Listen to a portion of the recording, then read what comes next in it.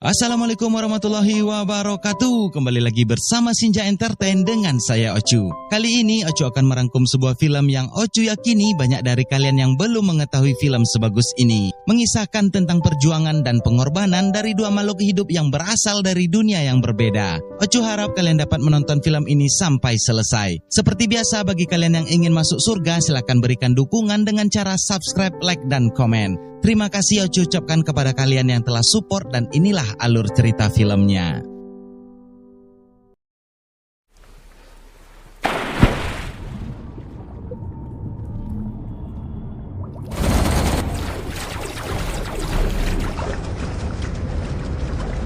Film dibuka dengan memperlihatkan Tommy sebagai pemilik dari sebuah museum hewan langka sedang menjelaskan kepada beberapa pengunjung tentang hewan-hewan penemuannya. Yang pertama, si Tommy ini menunjukkan Tyrannosaurus kepada para pengunjung. Seorang pengunjung pun mengatakan, bukankah itu seekor tokek? Lalu si Tommy yang sangat ahli bersilat lidah ini menjelaskan bahwa ia berhasil menyusutkan Tyrannosaurus yang beratnya 15 ton hanya menjadi 15 gram saja berkat teknologinya. Lalu ia menunjukkan hewan lainnya berupa seekor harimau. Lagi dan lagi pengunjung ini pun mempertanyakan dan berkata,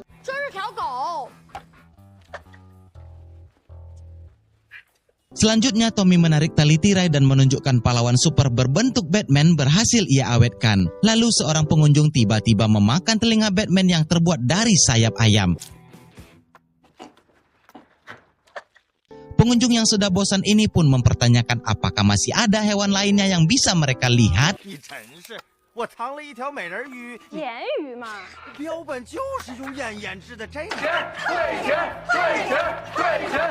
Merasa ditipu, para pengunjung ini pun meminta kepada Tommy agar uang mereka segera dapat dikembalikan. Dengan kesal, Tommy pun harus menunjukkan hewan yang benar-benar langka yang pernah ia temui. Tommy pun menyuruh teman trading sahamnya ini untuk segera membukakan pintu tempat hewan langka itu disembunyikan.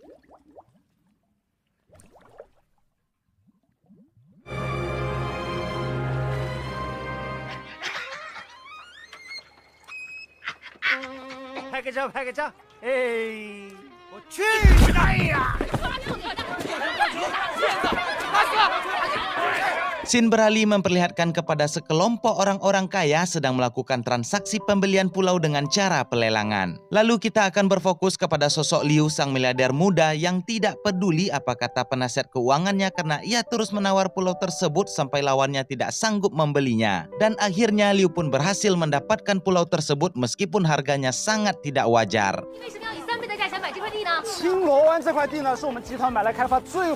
Pada malam harinya, sekelompok orang kaya di pelelangan jual beli pulau tadi mendatangi rumah Liu untuk memberikan selamat serta dukungan. Terlihat seorang wanita yang bernama Roland datang dengan mengendarai Ferrari, begitupun juga dengan Paman Rich datang bersama para pengawalnya dengan mengendarai mobil mewah. Sedikit berbeda dengan Chen, dia ini adalah sang pemilik pulau yang telah dibeli oleh Liu. Terlihat ia datang dari udara dengan mengendarai jetpack pribadinya.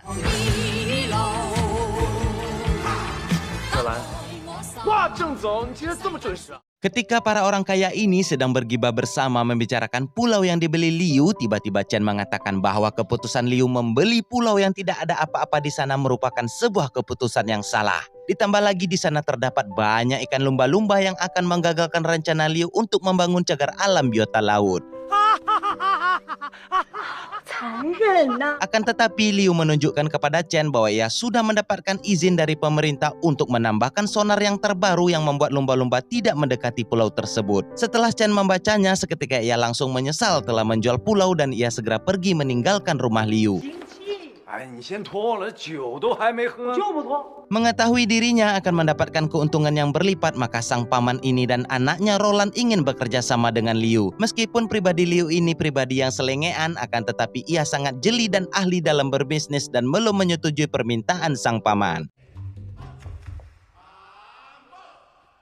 Liu pun kembali merayakan keberhasilan dengan para koleganya di sebuah kolam renang mewah. Ia pun menyewa banyak wanita penghibur untuk bersenang-senang. Tak lama kemudian datanglah Roland yang disuruh ayahnya untuk menggoda Liu agar perusahaan mereka dapat bekerja sama. Untuk mengusir para wanita penghibur ini, Roland dengan sengaja melemparkan jam tangan berlapis berliannya ke dalam kolam renang. 为了挣钱努力奋斗的年轻人。 Roland ini pun mulai menggoda Liu dan akhirnya Liu pun menyetujui kerjasama dengan perusahaan Roland. Saat Liu dan Roland hendak beradu jigong, tiba-tiba datanglah wanita dengan penampilan yang sedikit aneh mengganggu mereka berdua. Dengan sigap para pengawal pun langsung men-smackdown wanita ini. Liu pun menghentikan para pengawal dan menyuruh untuk melepaskannya. Akan hal tersebut membuat Roland cemburu dan pergi dari pesta. Wanita ini memuji berulang-ulang kali ketampanan yang dimiliki oleh Liu. Setelah mereka berdua berkenalan, wanita yang bernama Shan ini menyerahkan nomor handphonenya dan memohon agar Liu dapat menghubunginya. 什么鬼？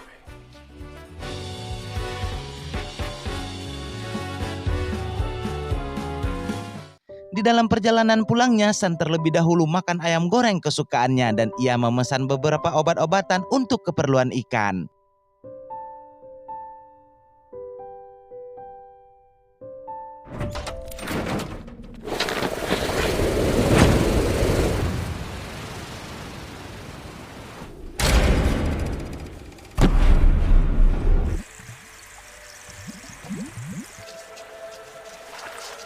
Setelah sampai di rumahnya, ternyata Shan ini adalah sekelompok duyung yang berdemo kepada perusahaan Liu karena akibat dari percobaan sonar yang dilakukan Liu membuat para duyung ini terluka.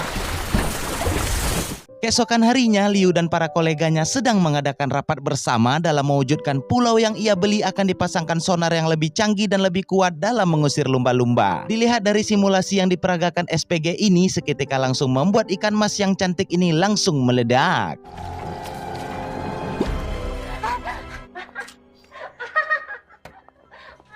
Scene berpindah pada kediaman para duyung. Sang ketua alias pemimpin dari duyung ini sedang menceritakan asal-usul dan bagaimana sebab musabab kenapa duyung dan manusia yang awalnya hidup berdampingan seiring perkembangan zaman manusia semakin serakah dan memburu para duyung untuk dijadikan frozen food. Saat para duyung ini mendengar dan menyimak cerita nenek ketua ini dengan serius, si nenek ketua ini malah tertidur. Lalu Paman Gurita melanjutkan perkataan si nenek dan menjelaskan rencana mereka untuk menghabisi Liu agar sonar percobaan dan sonar yang baru tidak jadi dipasang di tempat tinggal mereka. Sampai saat ini rencana para duyung terbilang cukup sukses dikarenakan Shan telah berhasil memberikan nomor teleponnya dan mereka hanya menunggu Liu untuk menelpon Shan. Lalu mereka bersama akan menggengbeng Liu. 目标人物是刘轩，不是我。我可能搞错了，搞错了才是你呢，对吗？我找你有余。 Kembali kepada Liu dan Roland saat mereka berdua lagi bermain tiba-tiba Roland berkata dan meminta kepada Liu agar Liu berhenti bersikap sebagai orang rendahan. Mendengar hal tersebut, Liu yang sadar bahwa Roland hanya mencintai uangnya tapi tidak dengan sikap keapa-adaannya langsung tersinggung dan membalas membuat Roland cemburu dengan cara Liu langsung menelpon Shan dan akan menjemput Shan di tempat tinggalnya. 分钟之后来接你。哦， 怎么样？ Mengetahui Liu akan datang menjemput Shan membuat para duyung ini bersemangat dan bersiap untuk menghabisi nyawa si Liu.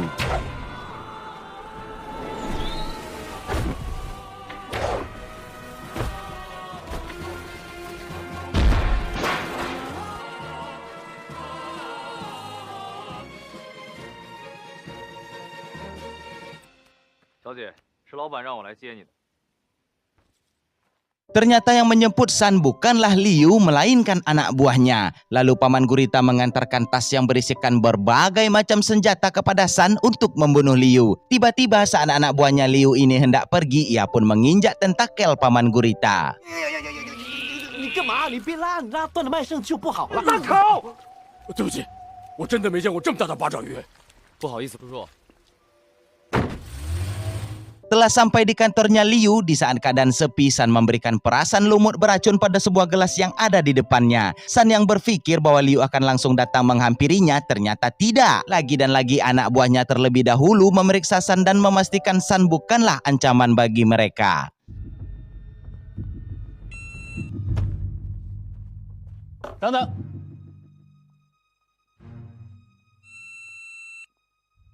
Beruntung bagi Shan yang hampir saja penyamarannya terbongkar. Tak cukup sampai di situ saja, para anak buahnya Liu ini juga memeriksa isi tas yang dibawa oleh Shan. 随身带着海胆来吃吗？犯法的吗？是不是下毒了？我开玩笑而已。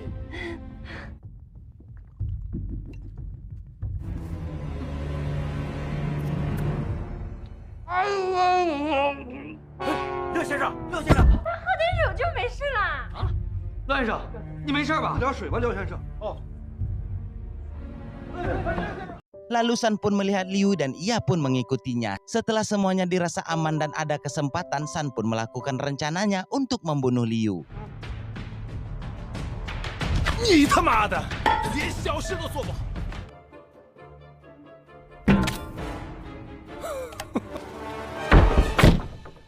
你们是谁？你是多么冷风不断的吹我在天边的他。 Setelah San tersadar dari pingsannya, lalu Liu pun berkata bahwa dia menelpon San hanya sekedar basa-basi dan tidak serius memintanya untuk datang. Lalu si Liu ini menyuruh San untuk pergi dan memberikannya uang sebesar $100.000. San yang bukan bertujuan untuk meminta uang, tentu saja ia menolak uang yang diberikan oleh Liu. Lalu si Liu ini menambahkan $100.000 lagi, akan tetapi San kembali menolaknya. Dengan emosi, Liu menyuruh anak buahnya untuk mengusir San, akan tetapi saat yang bersamaan datanglah Roland dan sikap Liu langsung berubah memperlakukan San layaknya seorang kekasih. Hal ini tentu saja dilakukan untuk membuat Roland cemburu dan sakit hati.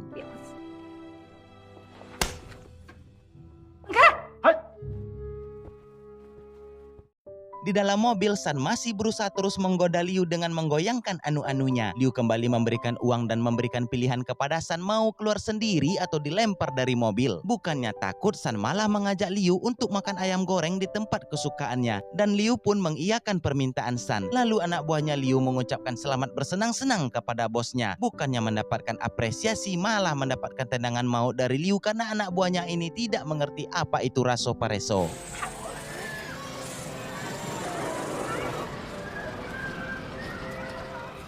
San pun menawarkan ayam goreng tersebut kepada Liu, akan tetapi Liu enggan makan di tempat kelas bawah seperti ini. Namun setelah ia mencicipi, stok ayam goreng di kedai ini pun langsung dihabiskan oleh mereka berdua. Ketika setengah paha ayam terakhir hendak dimakan oleh Liu, ia pun menangis dan menceritakan bahwa dirinya teringat akan ayahnya dulu yang memberikan setengah ayam paha sisa karena kehidupan mereka dahulunya sangatlah kismin. Maka dari itu Liu bekerja keras dan menjadi miliarder muda saat ini. Liu pun melanjutkan bahwa uang adalah segalanya dan jika kita mempunyai uang maka kita juga akan punya kuasa. San pun membantah perkataan Liu dan berkata bahwa yang paling dibutuhkan adalah air yang bersih dan udara yang selalu ada. San meminta Liu untuk membayangkan jika kedua unsur itu tidak ada di dunia ini. Seketika Liu pun langsung terdiam mendengar perkataan San. Lalu Liu mengambil ceknya dan menuliskan $1 juta untuk diberikan kepada San. Lagi dan lagi si San ini membakar cek yang diberikan Liu kepada dirinya.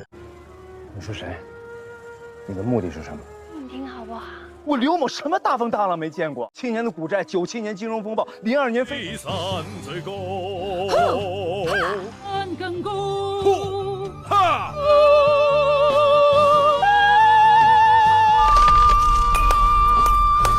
有病啊！我这样的人会跟你一起玩飞船。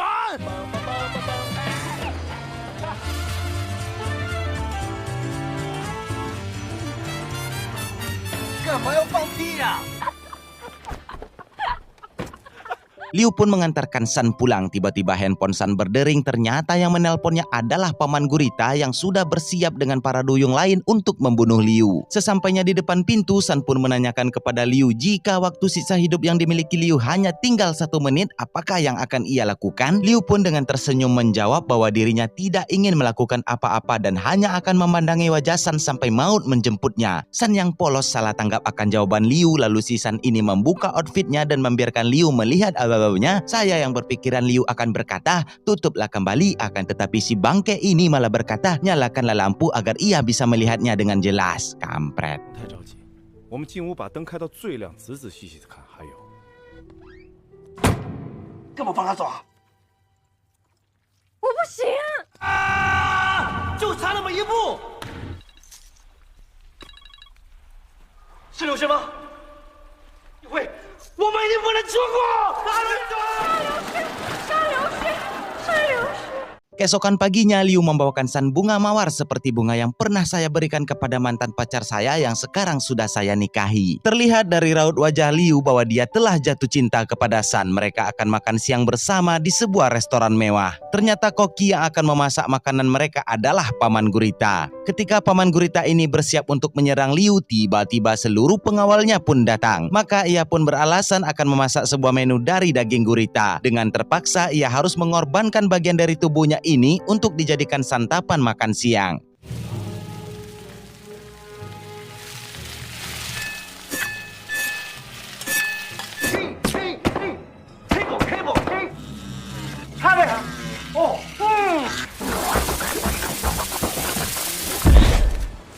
他会变魔术。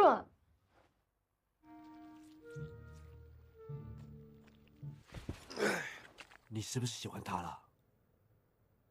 你就非得要拽吗？谁他妈开风扇呢？ Tiba-tiba saat mereka sedang memarahi San, datanglah Liu ke tempat kediaman mereka dan melihat bentuk dan rupa asli para duyung. Kesempatan emas ini pun dimanfaatkan oleh para duyung untuk menangkap Liu. 因为你害了我们多少同胞，就要宣判你，杀了我生那还在啊！让我帮你们一次好不好？我觉得他讲的有道理。 Ketika para duyung ini tidak ada yang mau membunuh Liu karena alasan yang ia berikan sangat masuk akal dan logis, maka Paman Gurita mencekik leher Liu dengan tentakelnya. Tiba-tiba San memotong tentakel Paman Gurita untuk menyelamatkan Liu dan menyuruhnya untuk segera pergi.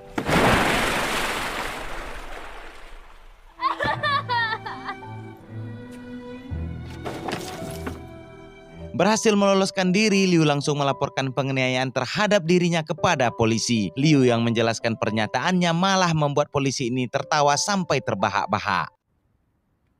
不是左和右，是上和下。他上面是人，下面女的。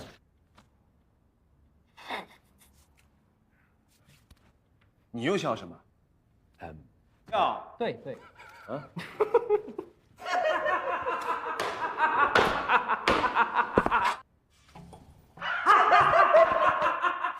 Penasaran dengan sonar yang membunuh para duyung, Liu pun mendatangi lab dan mencoba langsung kekuatan sonar itu di level yang paling rendah. Baru aja diaktifkan, beberapa detik kemudian membuat Liu muntah bahkan sampai kencing di celana.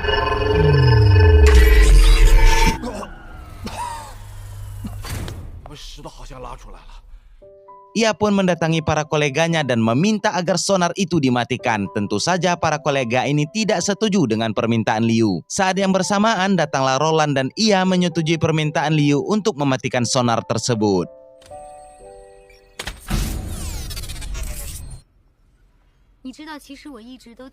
Setelah sonar tersebut dimatikan, Liu pun menceritakan kepada Roland bahwa San adalah seekor putri duyung yang tinggal di dalam sebuah bangkai kapal tempat mereka sedang mengerjakan proyek. Dan Liu melanjutkan bahwa sonar yang mereka ciptakan telah menghancurkan kehidupan para duyung. Mendengar penjelasan Liu membuat Roland tertawa. Tertawanya Roland kali ini bukan karena tidak percaya perkataan Liu, melainkan ia sangat percaya betul akan keberadaan kehidupan para duyung. Lalu Roland menuju ruangan lab untuk memberitahukan kepada ilmuwan. Ternyata yang Roland cari bersama timnya selama ini bukanlah bagi hasil keuntungan dari pengelolaan pulau, melainkan ia mencari jawaban dari frekuensi sonar yang menandakan adanya tanda-tanda kehidupan para duyung. Terlihat ilmuwan ini sangat senang ketika dirinya tahu keberadaan tempat tinggal para duyung, dan terlihat di dalam labnya ini mereka sudah lama menganalisa kehidupan para duyung. Dengan segera mereka akan berangkat menuju ke pulau untuk menangkap para duyung.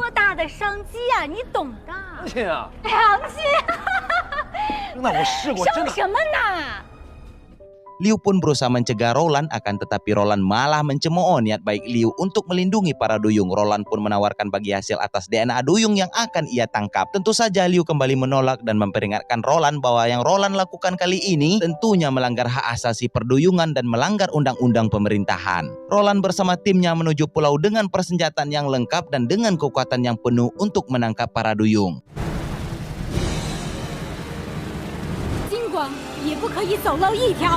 Di sisi lain terlihat Liu memerintahkan anak buahnya untuk menghubungi pihak kepolisian agar membawa pasukan yang banyak untuk menangkap Roland dan menutup laboratoriumnya.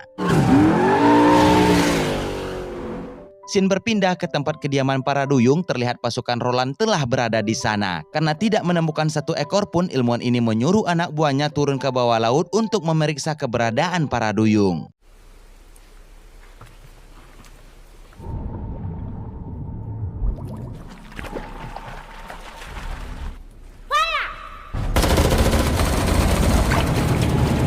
Beralih kepada Liu yang terus berusaha menyusul dan menghentikan Roland, terlihat ia terjebak dalam sebuah kemacetan yang panjang. Liu pun keluar dari mobilnya dan menghentikan seorang pengendara motor agar motornya ini dapat ditukar dengan Lamborghini. Namun wanita ini dengan tegas menolak permintaan Liu. Liu pun menunjuk ke seberang jalan bahwa pemilik gedung-gedung mewah ini adalah dirinya dan akan memberikannya kepada wanita ini asalkan ia mau memberikan sepeda motornya. Entah stres atau gila, wanita ini tetap tidak mau memberikan motor bututnya ini kepada Liu.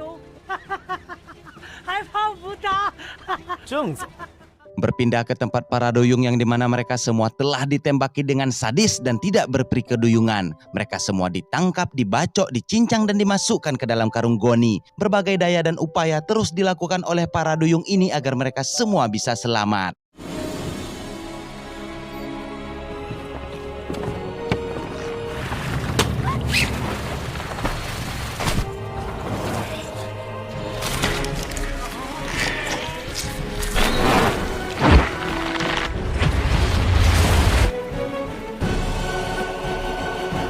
Di saat keadaan semakin tidak baik bagi kaum para duyung, datanglah bantuan dari Kadita, sang penguasa pantai selatan. Ia pun mengeluarkan ultinya yang membuat para manusia yang tidak memiliki hati nurani ini pun modar untuk sementara waktu.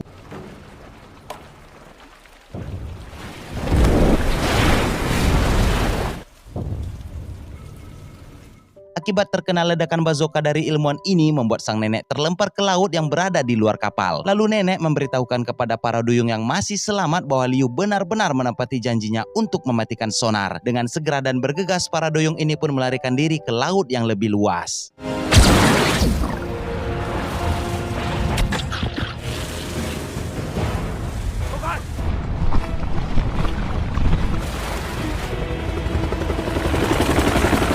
Lagi dan lagi belum selesai masalah ilmuwan yang memburu dirinya, sekarang ditambah lagi Roland datang dari udara dan menembakkan bazooka yang membuat San terpental sampai ke daratan. Terlihat ekor San sekarang bukan seperti duyung lagi, melainkan seperti ikan bakar akibat terkena dari ledakan.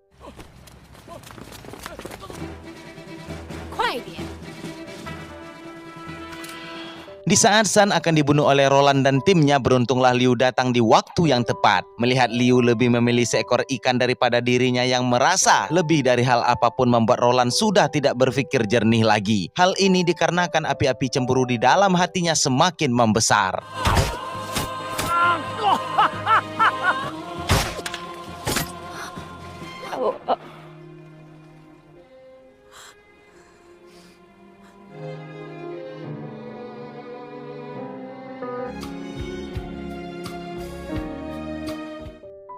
Tiga tahun setelah peristiwa itu, kita diperlihatkan dengan seorang pemenang beasiswa yang diadakan Liu setelah hari peristiwa pembantaian duyung. Ia pun mendatangi Liu dan mengucapkan thank you karena Liu sudah menyumbangi setengah dari kekayaannya untuk mendanai mahasiswa biologi kelautan dan dinas lingkungan hidup. Pria ini pun berkata dan bertanya kepada Liu mengapa dan bagaimana ia rela memberikan dana sebanyak itu. Liu pun menjawab pertanyaan ini persis seperti apa yang San ucapkan waktu mereka dahulu makan ayam goreng bersama, yakni jika tidak ada setetes air di dunia ini dan tidak ada udara yang bersih, uang yang banyak yang engkau peroleh tidak akan berarti. Dan pria ini pun membenarkan perkataan Liu. Sesaat kemudian datanglah bini si Liu yang ternyata adalah San. Selama ini mereka hidup bersama dan berbahagia. Mereka berdua bahkan dengan keluarga duyung lainnya selama ini hidup bersama dan merahasiakan hal tersebut kepada siapapun. Tamat ending yang berperi keduyungan. Pesan dan pelajaran yang dapat kita ambil pada film ini ialah berfokus kepada sosok Liu, pria yang sempurna, memiliki wajah yang tampan, memiliki harta yang berlimpah dan sukses di usia muda. Lalu kenapa dirinya lebih memilih seorang duyung dibandingkan dengan Roland yang hampir setara dengannya? Ya, itulah lelaki. Sejatinya tanpa banyak disadari, laki-laki ini bernaluri lebih mementingkan adab dan tingkah laku wanita yang menjadi akhir dari pilihan dan pencarian dalam hidupnya. Meskipun yang pertama kali dilihat adalah dari kecantikannya, tapi hampir dari semua laki-laki yang ada di dunia ini termasuk saya tentunya akan memilih dan mengabdikan hidup dan perjuangan kami kepada wanita yang bisa menaikkan baik itu nilai, taraf kehidupan dan juga aspek penting lainnya. Contohnya jika sebelum menikah nilai kami adalah 3, namun setelah kenal dengan wanita pilihan kami dalam hanya berpacaran jangka waktu 2 tahun saja nilai kami naik menjadi 5, apalagi jika kami bisa hidup bersama maka nilai kami akan semakin tinggi dan naik tentunya. Jadi pesan terhadap semua wanita yang berlomba memperbaiki penampilan fisik tapi mengesampingkan memperbaiki adab dan tingkah laku, memang awalnya kami memuji kalian tapi hanya untuk kepentingan sesaat. Yang tanpa kalian sadari adalah laki-laki tidak akan menginvestasikan hidup dan waktunya untuk wanita yang hanya sekedar memperbaiki penampilan fisik setiap harinya.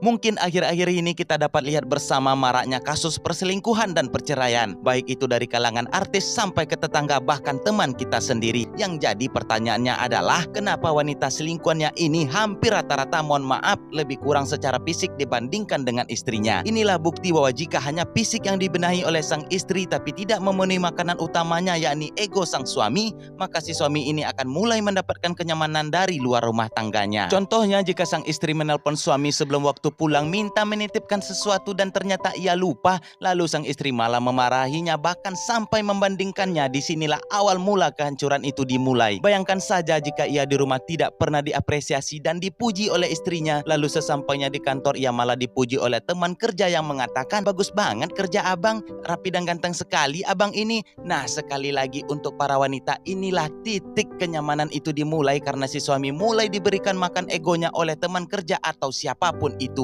Maka untuk para istri dan para wanita, laki-laki itu meski terlihat kuat dari luar namun ia begitu manja dan kekanakan dari dalam ketika dirinya menemukan wanita yang pas dan cocok dan nyaman untuknya. Jika saat ini laki-laki kalian saat berdua dengan kalian sifatnya bertolak belakang, baik itu di kantor ataupun di depan temannya yang bersikap tegas, namun ketika berdua bersama kalian ia berubah sikap seolah menjadi anak kecil yang haus akan manja dan kasih sayang, jangan pernah sekalipun para istri dan para wanita memarahinya karena ia sudah berada pada titik tertinggi kenyamanannya. Terlepas dari pelajaran yang ada pada film ini, hal utama yang menjadi landasan dari awetnya hubungan pernikahan tentunya adalah agama dan pahamnya tentang ilmu agama dari pria baik itu juga dari wanita. Sebagaimana agama memberikan ciri-ciri laki-laki dan wanita yang layak untuk kita jadikan pendamping hidup. Cek saja di Google ya. Cukup di sini saja, entar kepanjangan, entar dikira ustadz padahal kelakuan bejat. Saya Ocu yang mewakili Sinja Entertain yang bertugas pamit undur diri, dan tak lupa selalu Ocu ucapkan terima kasih yang sebesar-besarnya kepada kalian yang telah support channel ini. Semoga kebaikan kalian dibalas oleh Allah Subhanahu wa taala dengan balasan yang terbaik tentunya karena telah menyenangkan hati saudaranya. Sampai jumpa di film selanjutnya.